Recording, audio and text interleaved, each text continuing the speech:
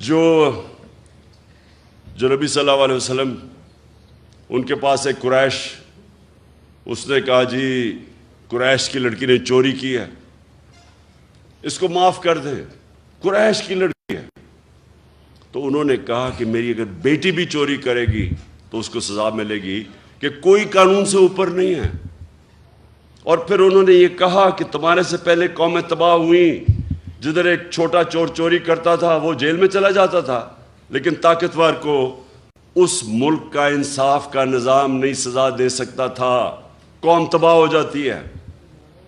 یعنی کہ جس قوم میں انصاف نہیں ہوتا وہ تباہ ہو جاتی ہے. جو حضرت علی رضی اللہ تعالیٰ نے کہا کہ کفر کا نظام چل جائے گا، لیکن نا انصافی اور ظلم نہیں چل سکتا، ظلم کا نظام.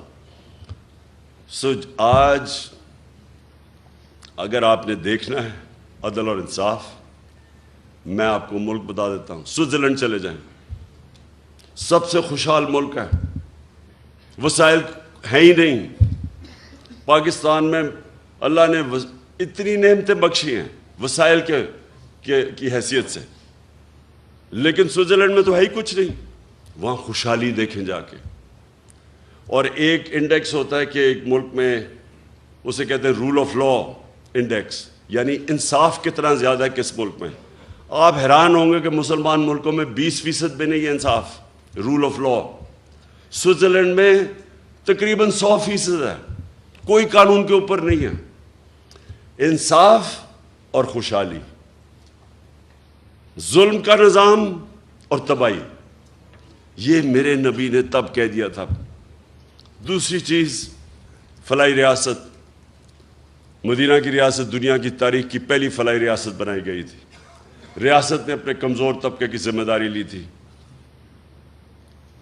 ریاست نے پورے بیووں، معذوروں کو، یتیموں کو، غریبوں کو پینشنز، مسلمان کے زمانے میں، حضرت عمر کے زمانے میں پینشنز آئی تھی. پہلی دفعہ بوڑھوں کو بھی ذمہ داری لی. انسانی معاشرہ تھا. آج اگر آپ نے یہ دیکھنا ہے فلاحی ریاست کدھر ہے، ڈنمارک، سویڈن، ناروے، برطانیہ، آپ وہاں جا کے دیکھیں کہ کیسے انسانوں کی قدر ہے. میں آپ کو دعویٰ کرتا ہوں کہ وہ اپنے جانوروں کا ہمارے انسانوں سے بہتر دھیان رکھتے ہیں. وہاں ایک پولیس والے کو 3 سال سزا دے دی کہ وہ پولیس کے کتے کے اوپر، وہ اپنے کتے پہ کسی نے دیکھ لیا کہ اس کو مار رہا تھا، پولیس والے کو سزا دے دی. یا پولیس والے انسانوں کے ساتھ کیا کرتے ہیں.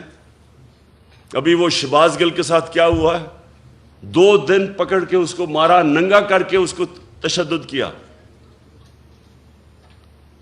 وہاں انسانوں کو، انسانیت کا تو نظام اور ہے. وہ جانوروں کو، ان کی ایک ہے RSPCA، وہ دیکھتی ہے کہ کئی جانوروں پہ تو نہیں ظلم ہو رہا. اور یہ کدھر شروع ہوا تھا؟ حضرت عمر نے کیا کہا تھا کہ اگر کتا بھی میری ریاست کے اندر بھوکا مرے میں ذمہ دار ہوں. بس میں ایک منٹ، بس میں ذرا چاہتا ہوں کہ میری آپ آج بات سن لیں، کیونکہ میں پھر آخر میں آنے لگا ہوں یہ حقیقی آزادی کے اوپر. دیکھیں، جو نبی صلی اللہ علیہ وسلم کی سنت پہ چلے گا معاشرہ، وہ اوپر چلا جائے گا، چاہے وہ مسلمان ہے یا نہیں ہے، کیونکہ وہ رحمت للعالمین ہے. اور جب ہم اپنے آپ کو مسلمان کہتے ہیں اور ان کے اصولوں پہ نہیں چلتے، تو پھر ہمارے سامنے تو انہوں نے کہا ہے کہ قومیں تباہ ہو جاتی. آج اب دیکھیں،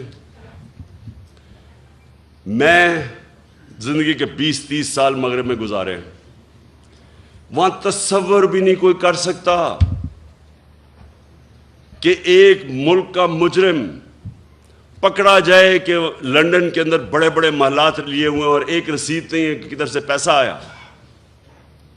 3 دفعہ پرائم منسٹر، بچے اس کے لندن بیٹھے ہیں، اربوں روپے کے گھروں میں رہتے ہیں.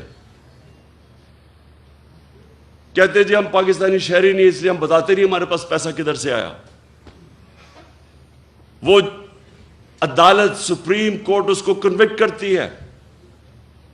مفرور جھوٹ بول کے ملک سے باہر بھاگتا ہے. اور وہ آج پاکستان کے فیصلے کر رہا ہے.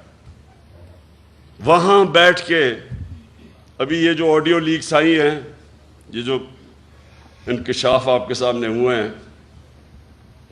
ان کے اندر پتہ چلے گا کہ وہ سارے ایک مفرور، ایک کرپٹ آدمی، ایک جھوٹا آدمی، ایک اربوں روپے اس ملک کے چوری کر کے بڑے بڑے مہلت میں باہر رہنے والا آدمی، وہ ملک کے فیصلے کر رہا ہے.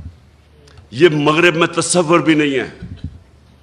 اور اس کا جو منشی اسحاق ڈار، وہ جو آیا ہے، یہاں پہنچا ہے، سوچیں کہ اس کو نیب نے بلایا، پوچھا کہ تمہاری پراپرٹیز کدھر سے آئی ہیں، بجائے جواب دینے کے لیے پرائم منسٹر کے جہاز میں مفرور ہو جاتا ہے. نون لیگ کے زمانے میں وہ آج پاکستان آ گیا ہے اور فائنانس منسٹر بن رہا ہے.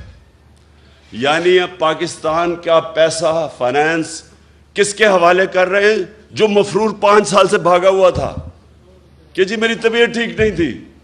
وہ ابھی تک یہی نہیں پتا کہ 5 سال کس چیز کا علاج ہو رہا تھا. اس کا کوئی ایسی بیماری ابھی تک پتہ ہی نہیں ہے جس کو 5 سال لگ رہے تھے.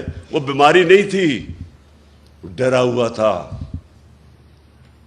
اور تب اب ڈیل کر کے یہاں پہنچا ہے، اور اب آ کے پاکستان کا فائنانس منسٹر بنے گا. 22 کروڑ قوم کی، یعنی آپ کے خزانے پر بیٹھے گا. بلے کو بٹھاؤ گے دودھ کی حفاظت کرنے کے لیے.